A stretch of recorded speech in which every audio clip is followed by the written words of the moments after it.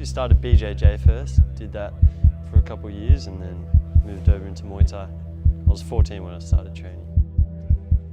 My first fight was up in Shepparton on Matty Reed's amateur show. So I actually trained with Ross Newland from the start, and he was under Tao and Don Miller way back in the day. When I started getting a bit more active, he put me onto Tao and his fight team. I had a church hall in South Yarra, a sports stadium at a school in Hawthorn.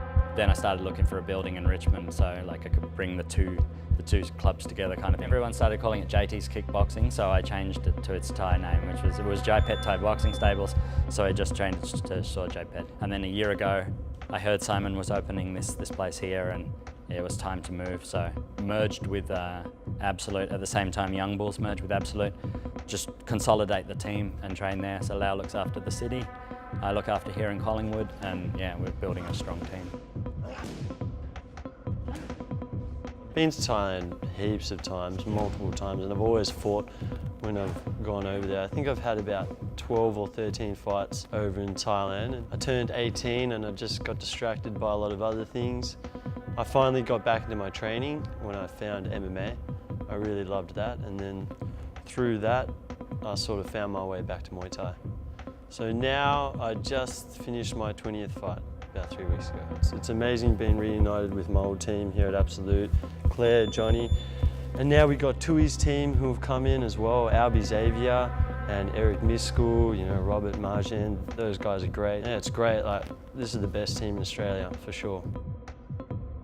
I'll usually always train here in Collingwood Monday, Wednesday, Friday night, and then train during lunchtime on Tuesday and Thursday, usually Saturday afternoon. My timetable is pretty scattered. I have to teach classes myself here at Absolute, so that can sometimes get in the way of my own training.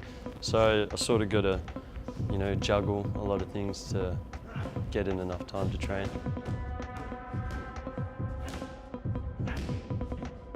Hitting pads with Tao, I have nightmares about that sometimes because he pushes me really, really hard, and when it's cold, the pads hurt so much and he just calls me a little bitch the whole time. I don't look forward to those sessions, no.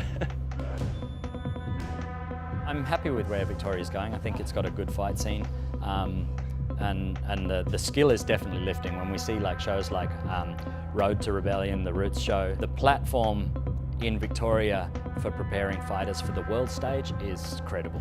Daniel Mini T. Williams, that was a crazy fight. I just remember being dazed the whole time, and he was just coming at me throwing bombs. It was just a crazy fight.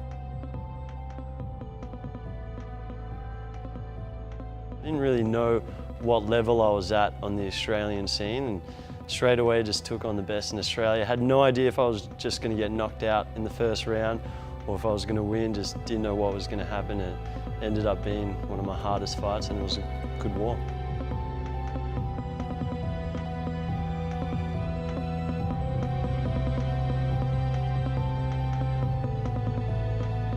After he dropped me with the right hand, I remember thinking like, shit, I got to do something crazy to get the 8 count back, and he was coming at me, and I thought, oh, let's try a spinning elbow. I couldn't believe it when I saw him drop. It was just like, yes! Well, I couldn't believe it landed, and then, yeah, he got back up, and then we just kept battling it out. Bringing like international acts into Melbourne, the Melbourne guys are holding up. They're doing really, really well. Roy Wills, I remember watching him fight Brian Haas.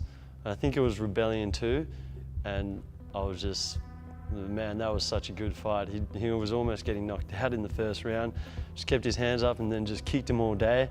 Yeah, that was a great fight. I would love to fight Roy Wills one day. River Daz, I would love to fight him.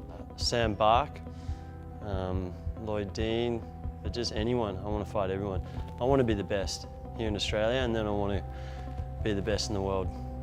Win, lose or draw, if you've got one of those guys on your card, you know you're going to have a good fight, and that's what I like to see. I mean, at the end of the day, it's a spectator sport, you know, so I think the fighters that can put together an exciting and aggressive fight, you know, they appeal to the wider audience. So I think, yeah, I think we've got some good fighters in Australia doing that, so yeah.